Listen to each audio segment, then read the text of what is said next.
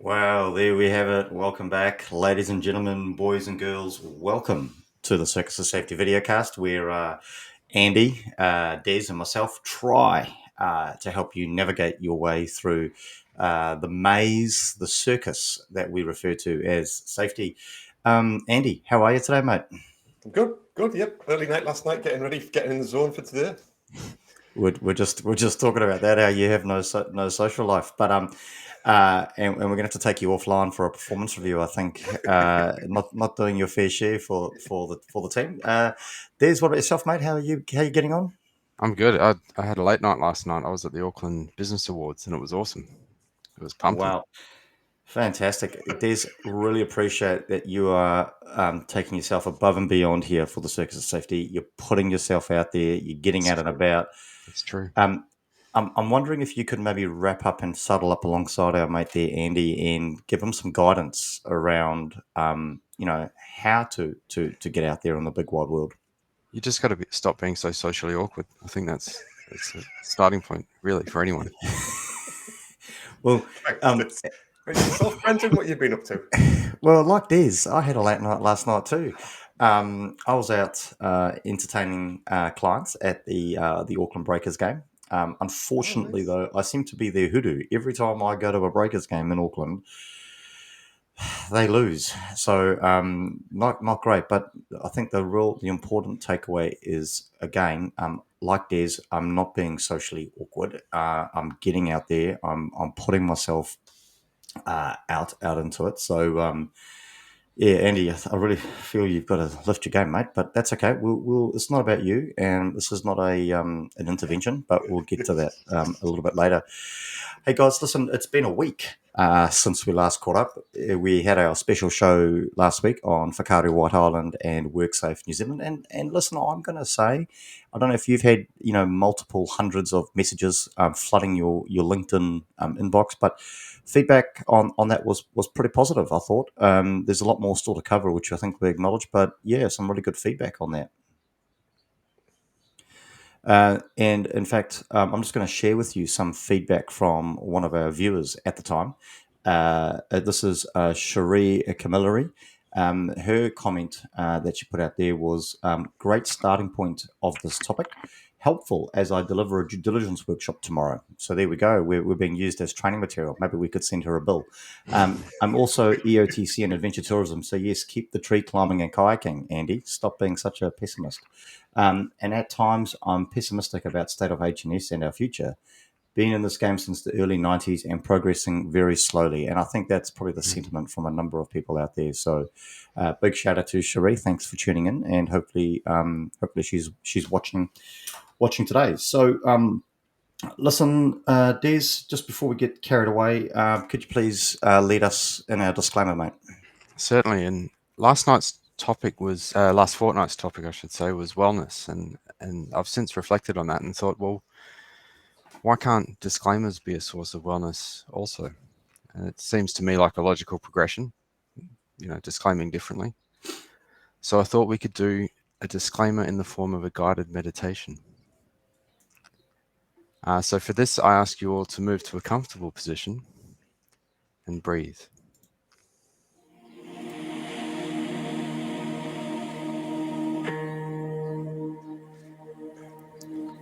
For those of you following our yoga program, I will nominate some suggested poses. Please assume the indignant giraffe pose now. Breathe in. Focus on the information we will cover today. Breathe out. Notice that information is for general purposes only. For the yogis, we're going to move to the despondent donkey pose. Continue breathing deeply. Breathe in and hold. And shift your focus to your specific circumstances. Breathe out. 2, 3. We're just going to hold that focus without judgment and notice you may need specialist advice for your specific circumstances. Yogis, now assume the dispassionate seahorse pose. Breathe in. 2, 3. 2, 3. Open your eyes and embrace your day with positive energy. Well, thanks, Des. I feel considerably calmer and Me too. ready to attack my day. Mate, Andy, listen, now that we've got the disclaimer out of the way and we're all, I guess, Zen-like, any words of wisdom from the training space this week, mate? Well, not so much the training space. I've been a little bit obsessed this week with an idea that was floated in our last session, which was Okay. the Circus of Safety dictionary. Oh, And yes, I forgot about that. it was a bit of a throwaway comment, I guess. But then someone laid down the challenge. I think it was Matthew Sidegrove down in Dunedin that laid down the challenge and said, "Good luck with that. That's going to be a challenge." And I'm like, okay. So let's give that a go. So what I'm proposing, well, I've done a bit of research this week, and one of the things Of course that you I have. found interesting is that in English, a dictionary doesn't define the words, but it reflects the usage of the words, Wow, which that's is powerful. interesting, right? Yeah. In French, it's different. In French, they have a thing called an academy, and this academic academy decide what the definition is, and then that's what that word means. So the decision that we need to make really is if we're going to do this dictionary, whether we do it in English or in French. And I'd Wow. just like to throw that out there. Any comments? We could have a bit of a vote on it. And Yes. once we've decided on that, then we can start to move forward and develop the circus of safety. Or would it be le cirque de safety? Wow. And get this project underway. Yeah, fantastic, Andy. Listen, thanks again for your insightful words, which again might explain why you don't have a social life. But uh, listen, I just want to start the show with a bit of positivity. We've got a guest tuning in, Complete Safety Solutions Safety Software. Apparently, really liked your guided meditation, Des. So great effort, mate. Well done. Very Namaste. humble, very positive. Um, here we go. And long-time friend of the show, avid poster, Veronica, posting for French. So yes, to those new viewers, if this is your first time on the Circus of Safety podcast or videocast, welcome to the show.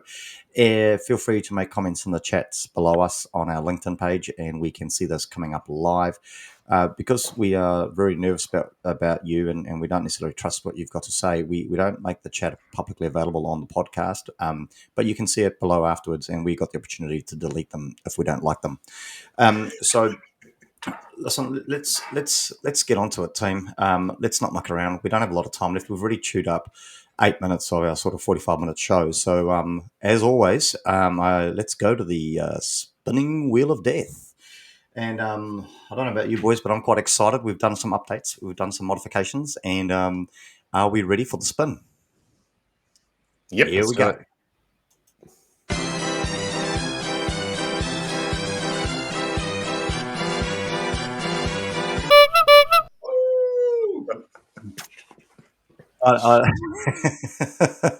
I, I say this with trepidation. There we go. AI in safety. Now, I'm a little bit nervous with this one because I know Des and I have have had a conversation about this very topic, and my comments were to Des, "Don't worry, mate, I can carry us." Now I seem to have stage fright.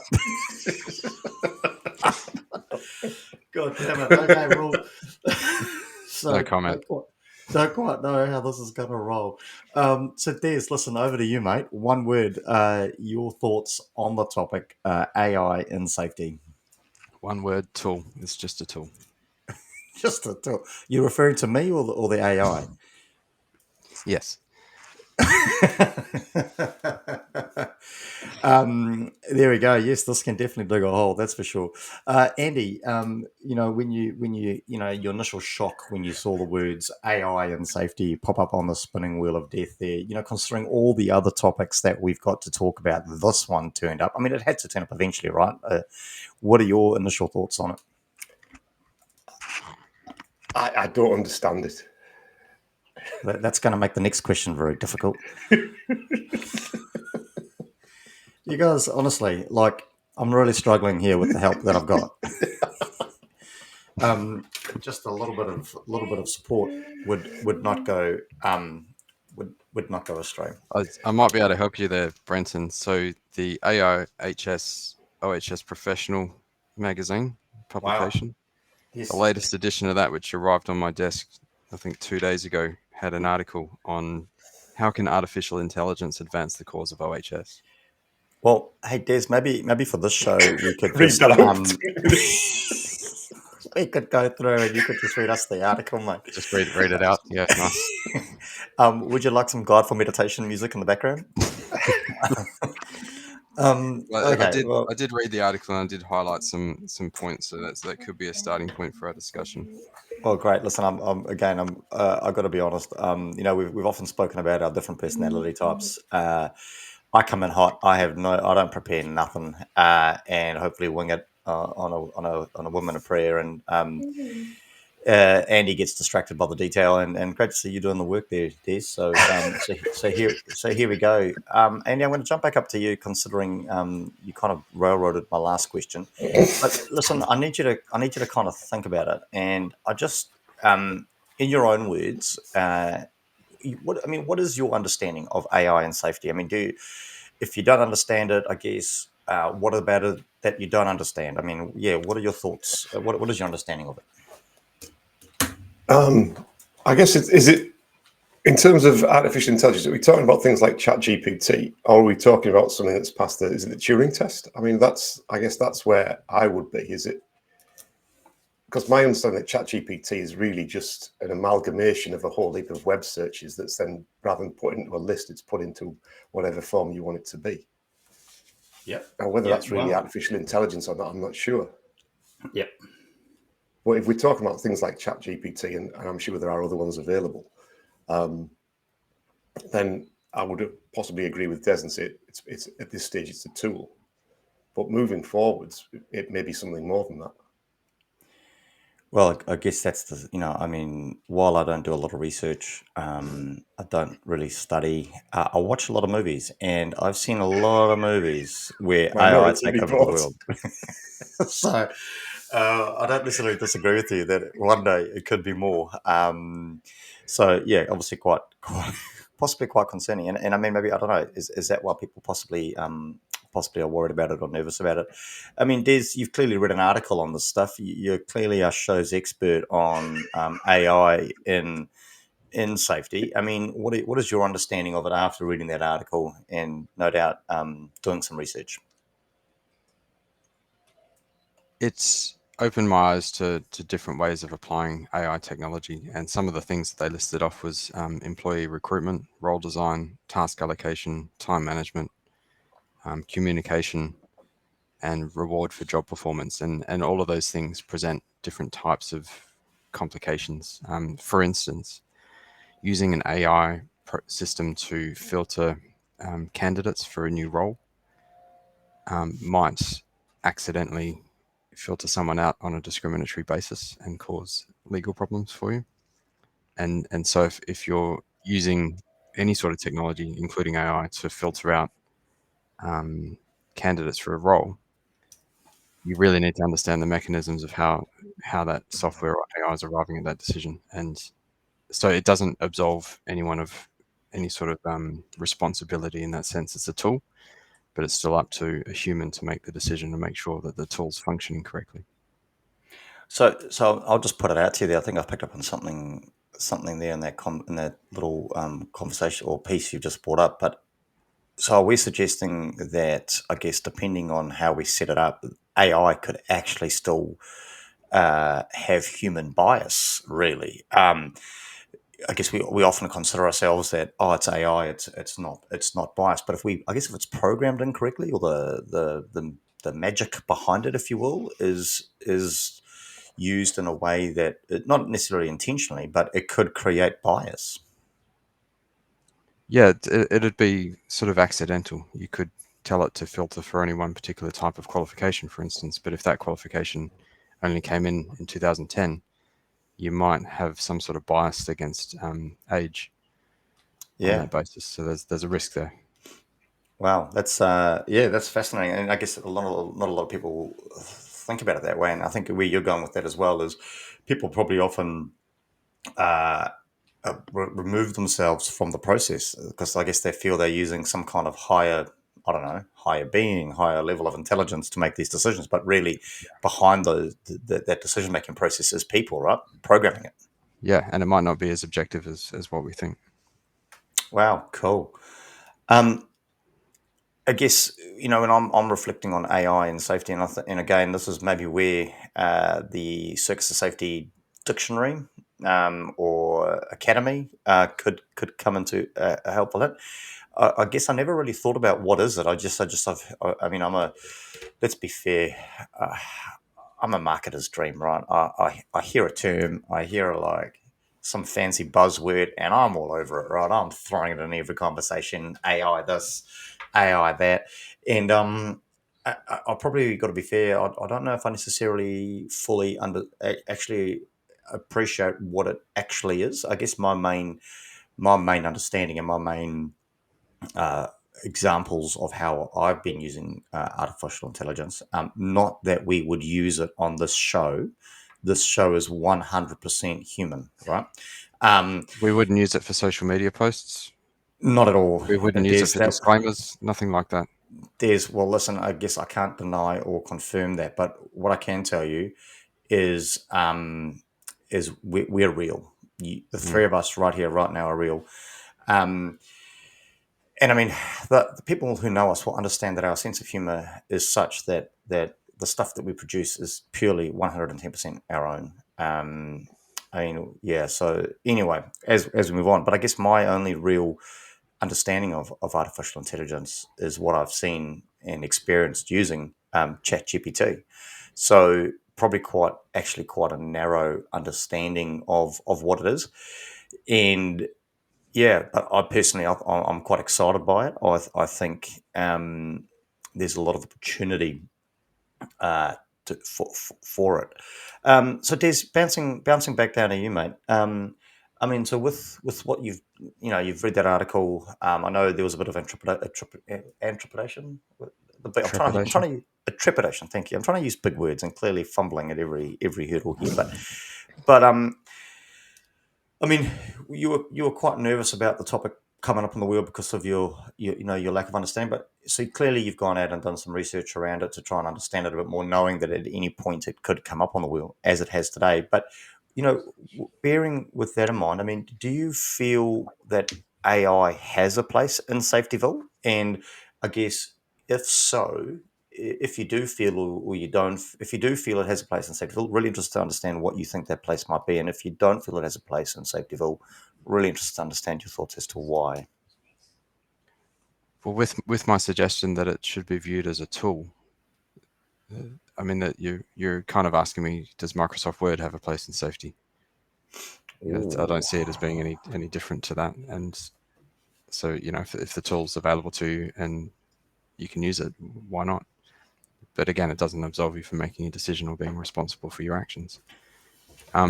But there is a loose definition that I'm aware of, which might help guide the discussion, and that is that there's general artificial intelligence, which is basically something that would pass the Turing test and be able to make any sort of decisions and hold a conversation as any human could. And the other one is like a specific artificial intelligence, which is sort of like your chess master app. It's really good at beating the game at chess, but it can't do anything sort of generally. It can't do anything else. And I think ChatGPT is kind of the first step from specific artificial intelligence to general artificial intelligence. It's not specific to writing essays or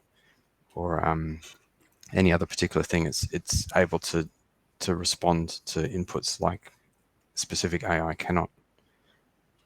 Yeah, and interesting. And I've noticed, again, there's a number of tools that I use, and everyone's starting to use that sort of AI functionality, right, to try and help do things. But it was interesting.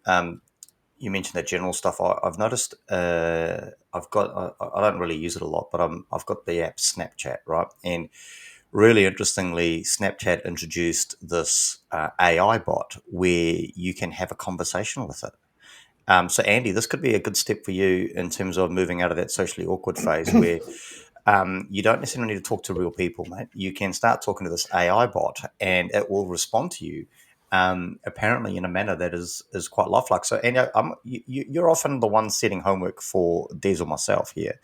I'm actually going to throw you some homework, mate. I need you to sign up to Snapchat.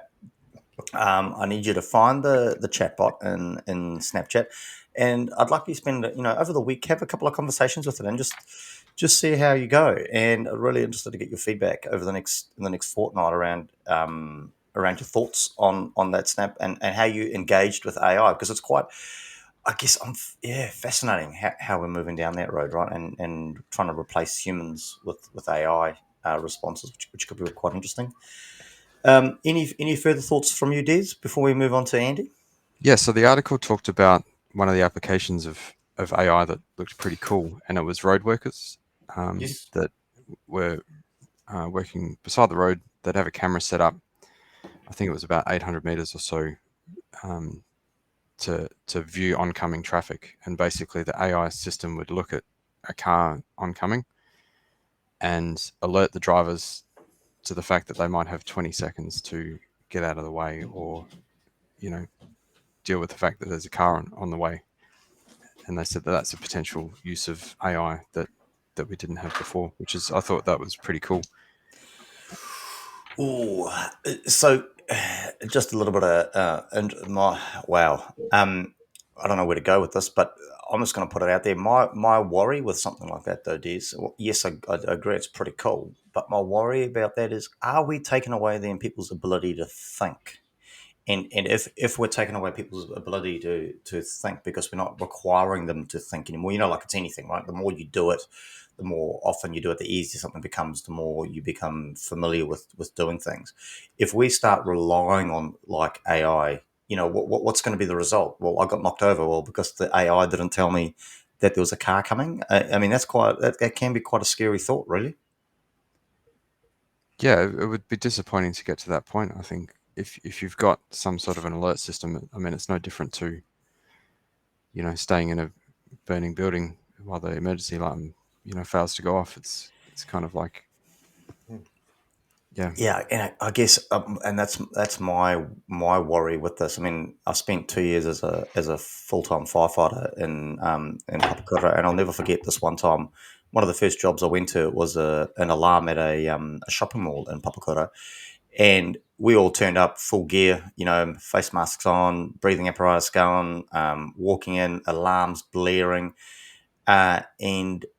and everyone was just still sat there. I'll never forget it. I looked up and there were people in the gym still just using the bloody rowing machine. You know what I mean? Like, and I guess my wonder is, will this dumb the human race? Will we make ourselves stupider uh, if we implement it too much? But no, some interesting thoughts though there, Des. Thanks for doing the research. Should we hear from Andy, Andy? yeah, I mean, do you feel AI has a place in safety? And if so, what is that place? And I guess if not, I'd love to understand why not. I think it will. It absolutely will do, and probably has done. Where I'm interested in is becomes the ownership of it. That's what really interests me. And you sort of touched on it a little bit there. If as a consultant I use AI to generate some safety documentation for a client, do I own it? Who owns it? Wow. That's what I find quite interesting. I don't know if you know anything about this. There's about He's who the intelligent lawyer one. who owns stuff. Because I mean, one of the things that I've quite liked, where I'm from in Middlesbrough, the North East England, there's quite a famous bridge called the Transporter Bridge, and it's very industrial. But I've always wanted an artwork of it that's done in the style of Monet, and apparently AI can do this sort of thing. But then, would Monet own it? I mean, I guess that's where I'm heading. Is who owns it and where does it come from? Wow, getting pretty deep here. I think what it was I'm ready to I think answer. Oh, of Oh, course. okay. Sorry. Wow. Okay. Sorry. This I was just thinking. This must the deepness of this conversation must be something to do with that meditation disclaimer at the start. So, Des, take it away. Answer away, mate. So copyright typically has a 50-year lifespan after the death, or if we're talking about a company, the termination of the company. So that's why a lot of people register copyright with an organization, because an organization can effectively last in perpetuity. So Monet, as a human individual, would not own that. But if Monet had a company that was now owned by his descendants or something like that, then they potentially could own the copyright. But it gets tricky because all art borrows from other art, and it's all Wow. influenced by other art. And the same could be said for music and disclaimers and other things like that. It's people. Is that a question, Brent? Yeah. So, are you suggesting that what we're doing here on this show is not original? I'm just want to get some clarity on that. I'm suggesting that potentially nothing in human history has been original. It's all been Wow. borrowed from something else. The ideas have come from somewhere. Wow.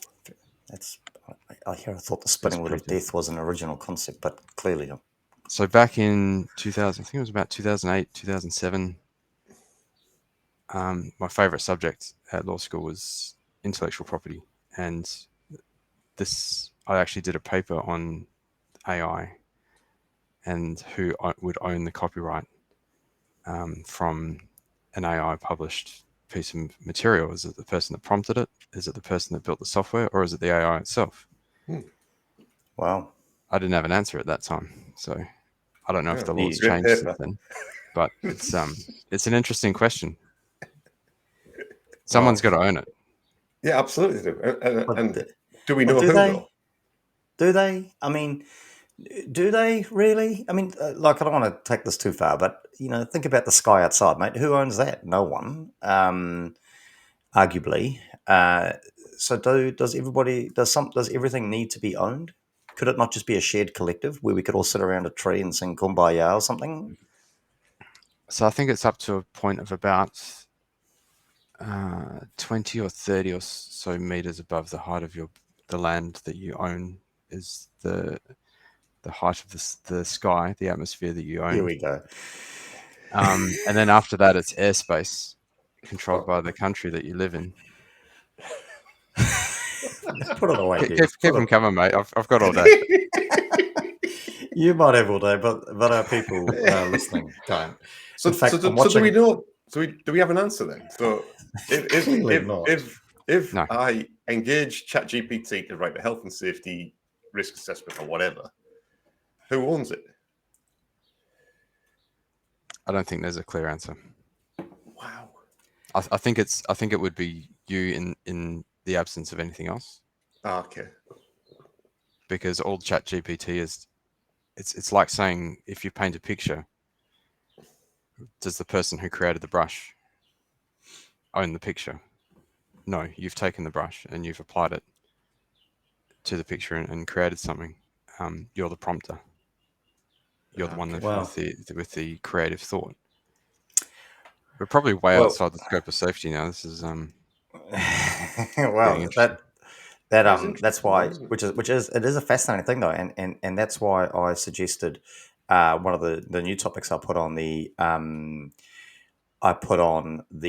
spinning wheel of death, and was hoping would come up, is maybe we should just abolish health and safety altogether. I'm going to leave that comment there, but before I go on about my thoughts, we've got a few comments coming in. Murray Ritchie, he's holding out for synthetic intelligence. Now that sounds like another movie that I've watched, but that's quite exciting. Maybe he says we've already have the artificial knowledge. Why not step out of the regulatory checkbox? And he's suggesting that potentially maybe there's some money involved there, and there's a bit of an issue or concern around due diligence. So some great thoughts there, Murray. Any links or articles to synthetic intelligence, mate, to help us learn a bit more? I'll get Des reading it. That'd be great, and he can let us know in a summary what it's all about.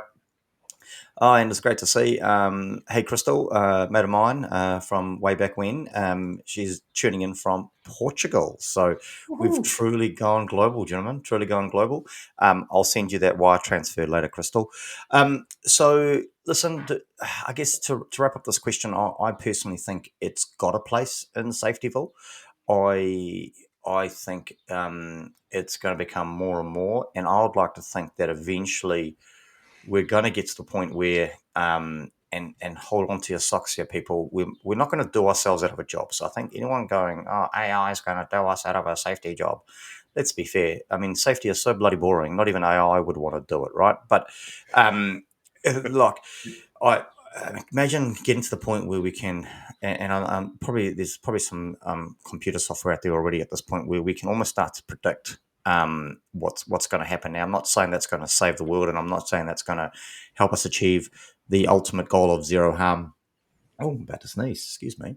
Um, but I think it'll be really cool to help us understand where to put our time, effort, and energy, and what that will hopefully be able to do is use those algorithms to understand what's going on and how things are happening, and be really awesome to then focus our time, energy, and effort on that. And I guess the trap with that though is if we're relying on that to tell us where to put our time, effort, and energy, is that we miss those other things. So needs to be used in caution.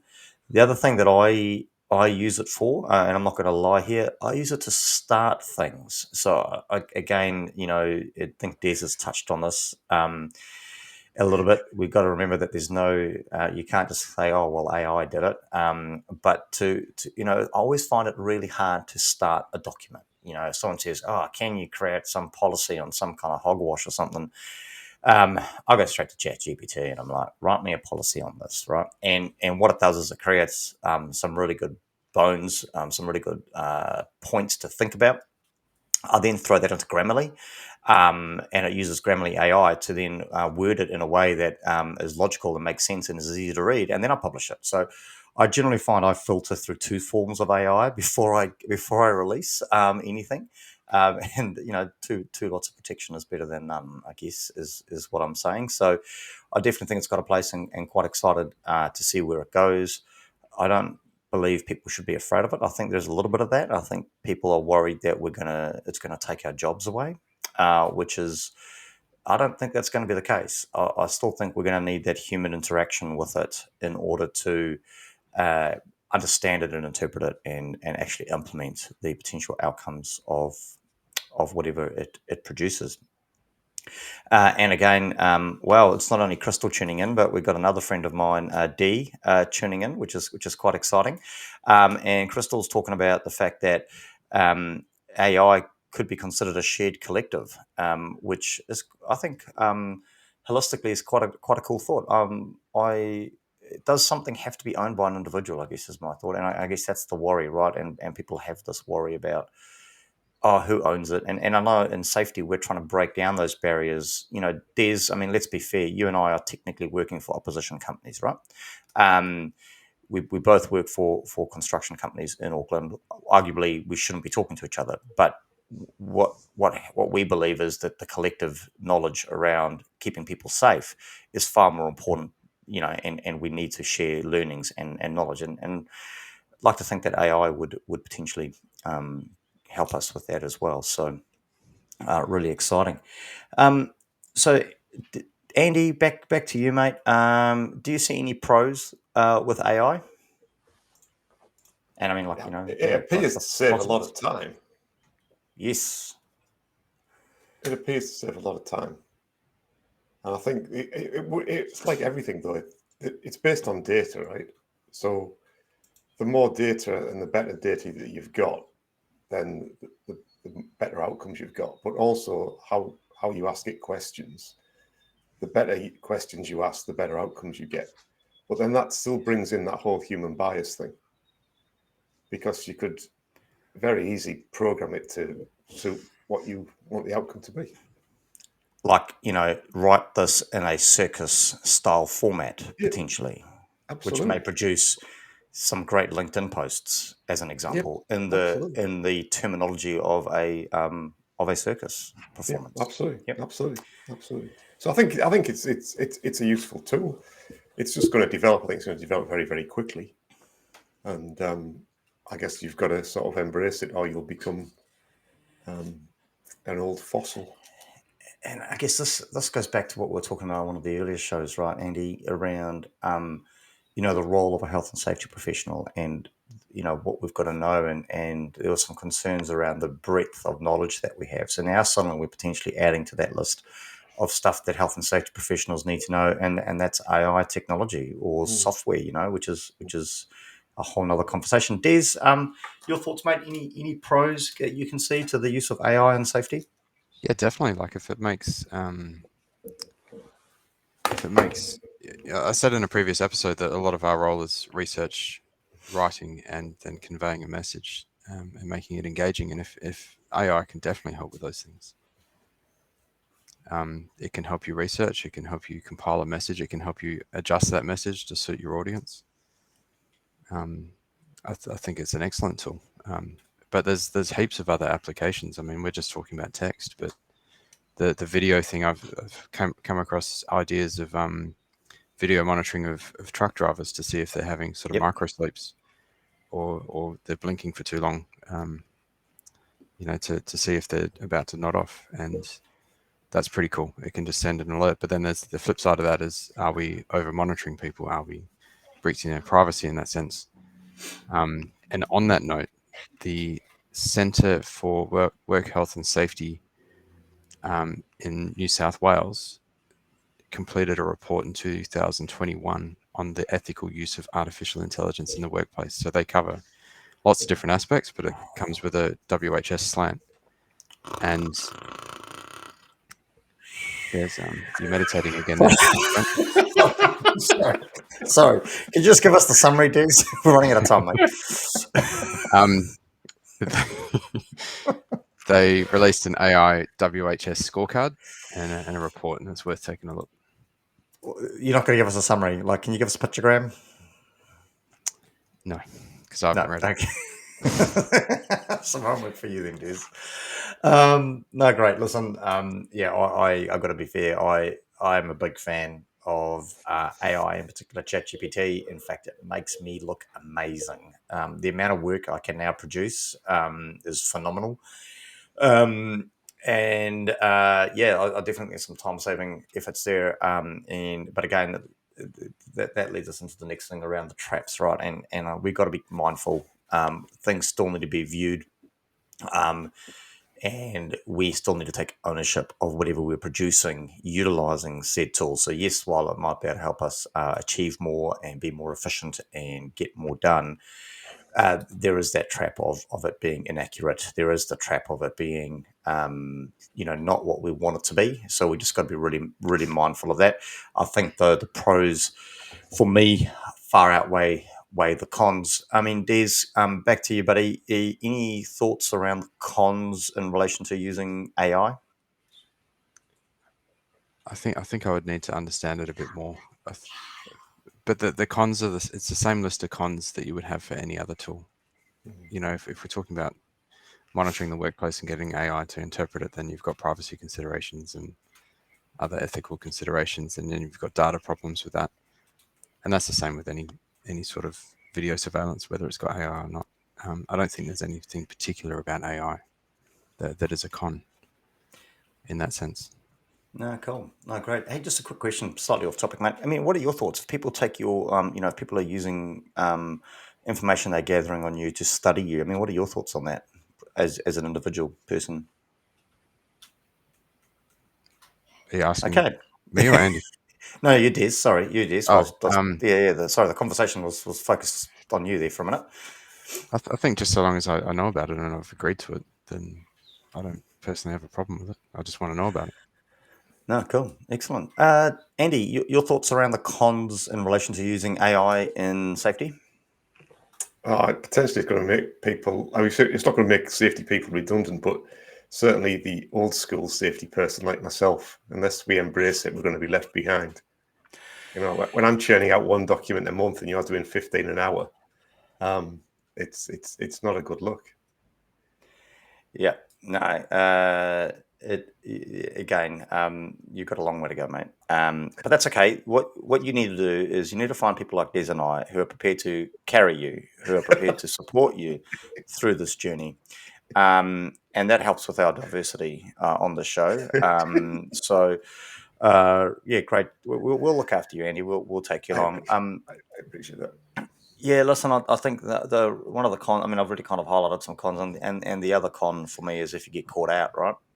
So here I am producing 15 documents an hour. You're producing one a month, and eventually people are going to work out that potentially I'm using AI to deliver my work. I guess is that a problem if people are getting what they want and the quality is there? I've applied myself. I've done the research. I've understood how to use the tool. And is that what people are paying for? I don't know. It'd be an interesting conversation. Should people ever catch me out trying to use AI to do my work? Would it be a good idea, do you think, to put a disclaimer on it to say that Ooh. this work was developed with the assistance of AI? Well, Andy, I think we've got a resident expert in disclaimers. Des, over to you. What are your thoughts around using a disclaimer if using AI to do your work? There was a case in the United States where a law It firm was. was taking instructions from a law firm in another state, but bringing the action in their own state. And so the law firm in the other state had sent them some material that had been generated by ChatGPT, but hadn't sort of read that themselves. And ChatGPT had its own disclaimer in there saying, this information's been generated by AI, blah blah blah, and it ended up in court. Didn't get screened by the lawyers that submitted it in court, and then they were citing cases that didn't exist. It's all sorts of dramas came about, and basically the court said that the fact that it was another firm using AI didn't absolve the responsibility of the firm submitting the documents to make sure that they were legit and accurate, and so that was malpractice. So yes, it's probably worth having a disclaimer. The best disclaimer is actually checking it yourself and making sure that it's good. But ChatGPT also puts its own disclaimers in there sometimes, as far as I know. Oh, cool. Interesting. No, great. So, Des, just to wrap up the show, mate, your final thoughts on AI and safety? Look, it's watch this space. I think it's going to influence a lot of the things that we do. Yeah, great, cool. Andy, you'll wrap up for the show, mate, on the use of AI I'm and going to safety. try and learn more about it between now and Well, next show. I've got you've some got homework homework, to mate. do. Yep, yep. And just remember, you don't need to engage with me over Snapchat. It's used to just use the tool, mate. Use the AI bot. And yeah, I guess my thoughts are I'm quite excited by it. I think there's a lot of opportunity for it. And I mean, the reality is, let's not be naive here, right? There's always going to be people that misuse it. There's going to be people that don't use it what it was intended for. Unfortunately, unless we solve world peace, that's always going to be a problem, right? So yeah, be mindful of the traps, embrace it, don't be scared of it, and use it. And so yeah, that brings us up through to the end of this show on AI and safety. So I guess Des, really interested to get your thoughts, mate. I mean, you were nervous about this topic. We've managed to keep talking for 43 minutes. Better than you thought, right? Yeah, I was just wondering, is there any other topics you're super confident that you're going to be able to carry the show with? Because let me know now so I can go away and do some actual research. Yeah, well, I mean, listen, mate, there's no secret here, mate. I come in hot every show. I don't do anything. So, yeah, mate, I'd start just researching that whole spinning wheel of death, mate. On that note, though, what are you looking forward to maybe coming up next fortnight now that AI is off the wheel? Hopefully a few quiet weeks at work, but I think that might be too ambitious because it's all the end of year stuff is starting now, Christmas parties Yes. and Ooh, winding ooh. up. So yeah, it's gonna be busy. Ooh, are we going to have a circus and safety Christmas party? Just on a side note. I think we should. Yeah, cool. Okay, we'll take that offline. We don't want people knowing where Yeah. it is or anything. Yeah. Andy, you mate, what do you got coming up over the next couple of weeks? Not really sure, actually. I've been enjoying the holidays. Oh, I'm doing some training, and I'm presenting at a conference. Fantastic, mate. That sounds exciting. Nice. Um, to be fair, I don't know. Oh, yes. If you are a big fan of my dulcet tones, and you want to hear more of me getting quite excitable, I'll be down in the mighty Waikato, commentating the Waikato Regional BMX Champs, which will be live streamed on YouTube. So jump onto the BMX New Zealand YouTube channel or their Facebook page and get to watch some exciting BMXing and get to hear me commentate over the weekend. So quite excited about that. A lot going on. Hopefully a quiet week after that out there in the wild world of construction. And listen, again, something that which I know the three of us, we're constantly talking about this in the background, and without the followers that are joining our LinkedIn page, without people making comments, the show, while that wasn't our intention, the show it's greatly appreciated. It's incredibly flattering to think that people value what we're saying and are really interested in the conversations that we're having. And who would have thought when we first started having these conversations, right, that people would actually be interested in them? And just want to make a shout out to one of our followers on our Circus of Safety LinkedIn page. So make sure if you're not following that page, jump on in. We're having a steady stream of followers constantly joining. This fortnight's shout out goes to Justin Radford. Justin joins us from the Greater Perth area. So again, sticking with our international theme there, super excited. And Justin is a health and wellness coach, a nutrition and exercise specialist, and a corporate wellness advisor. So, no doubt there's, I think you might know Justin, and no doubt he really would have appreciated the meditation disclaimer this morning and may even use it in one of his sessions.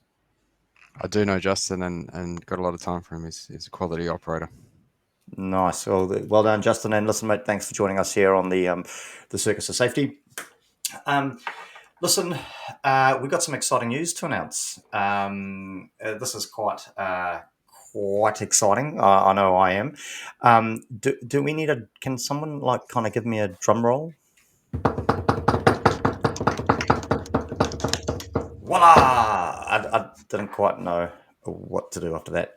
But it is with great excitement that we would like to announce the very first, and listen, hopefully not the last, although that could depend on what happens. Des, we need to work on that disclaimer for it. The very first Circus of Safety Symposium, and we are calling it the Spring Symposium. Woo! Woohoo! So what is the symposium? Well, this is a live event. This is where we're not doing it over the internet. We will be in a room. There will be people turning up. And in fact, one of the exciting things, Andy, I think before we even publicly announced it, tickets were flying hot off the shelves, and we're sold out, I believe. No. We've got. There's a few spaces. I don't know if you want to throw it No, out but there. yeah. No, but we chose to keep a few spaces free, but all the other tickets, listen, marketing 101, mate. We need to make this sound really exciting and it was sold out within seconds. Well, but we didn't even announce it, right? And it was sold out. Just amazing. Now, so this is a live event. This is an in-person event. We will be doing some filming there. We won't be live at the event. Well, maybe, I don't know. Maybe we will try to go live at the event, but we will be filming the event. The symposium will be run in a very similar format to the Circus of Safety videocast. So super exciting coming up. It's going to be that's why it's not a conference, because this is like nothing else you've seen before. This is a symposium. This is the Spring Symposium, the numero uno, the number one. Now, Des, make sure you've got it in your diary for the 24th of October. That's a Tuesday. It's just after Labor Weekend, so you're coming off a high, coming off a long weekend, straight into a symposium with the Circus of Safety. I mean, how excited are you by it, Des? I'm pretty pumped, pretty amped. Let's do it. Nice. Now, Andy, how excited are you about the fact that this is an all-day event? I mean, wow, all day with the three of us. Beyond excited, and there's lunch. Well, listen, and entry is quite cheap, right? Entry is quite cheap. All people had to agree to do, and I hope you made this clear when they bought the tickets, is buy us copious amounts of drinks at the end of the day, right? Yep. Yep. You made That's it. that. You made people aware of that, eh? Well, sort of. Right. Well, so not only did they have to pay thousands of dollars for the tickets, but they've got to supply us with alcohol at the end. Let's be fair. A whole day talking safety. I mean, it's going to drive anybody to drink, right? So super excited. Tuesday the 24th in Auckland. So unfortunately, for those of you outside of the greater Auckland area, it could be a bit of a challenge. But listen, if you want to fly in, by all means. Now, as Andy mentioned, special consideration has been given to the Circus of Safety listeners and viewers of this wonderful little conglomerate that we have pulled together. And that is, we have got 2 tickets that are going to be given away to our viewers. Andy, any thoughts on what we'd like these viewers to do? I mean, do they need to send us anything? Do they need to send us pictures of stuff? You're going to be signing up to Snapchat. They could send it directly through Snapchat to you. I mean, what anything we want these people doing to go on the draw to win these remaining 2 tickets to the numero uno Circus of Safety Spring Symposium in Auckland. I guess if they just if we get people just to get in touch with us, I don't know which the best way of doing that is, through just the messages here, or I was so excited about getting people to send you really weird the messages via direct Snapchat. messages on LinkedIn. And what we can do, I just want to highlight that this is a very exclusive event. I mean, there's only going to be 16 to 18 people there, depending on which room we end up getting. So this is very, very exclusive. And if people wish to attend or are available to attend, and there's these two tickets available, then if they get in touch with us, what we can do is between now and then we'll put I'm imagining it'll be hundreds of people. We put them on a spinning wheel. We'll make a spinning wheel of people. Yeah, spinning wheel of people, and then we'll draw the 2 out, and then we'll let them know middle of next week that they've been successful. Wow. Okay. So no time pressures, because the 24th of October is not too far away. We've sold out all the tickets already. We've kept a couple aside for you listeners. So we've already got one viewer putting their hand up. Complete Safety Solutions, Safety Software, no doubt would like to come. I mean, that sounds to me like a company, and they may want to sponsor a part of that. I'm not suggesting we're open to bribes, but we are. So if people want to pay copious amounts of money to join us, we will take that. But yes, messages. Put a comment in the chat below. Send Des, Andy, or myself a direct message. As you've heard, Andy will be on Snapchat later on today, so please jump on there and message him through Snapchat. But yeah, really excited, guys. Can't wait. The 3 of us in a room together again all day is just it's a moment that is just going to be beyond belief, really. So that brings us to the end of the show. So Des, it's been a pleasure. Great to see you, and catch you in a fortnight. Thanks very much. See you then. Andy, likewise, mate. No doubt we'll talk, but take care, look Snapchat. after yourself, and happy travels. Take care. And see to all those that tuned in to view us, thanks very much for coming, and we'll catch you on the next one.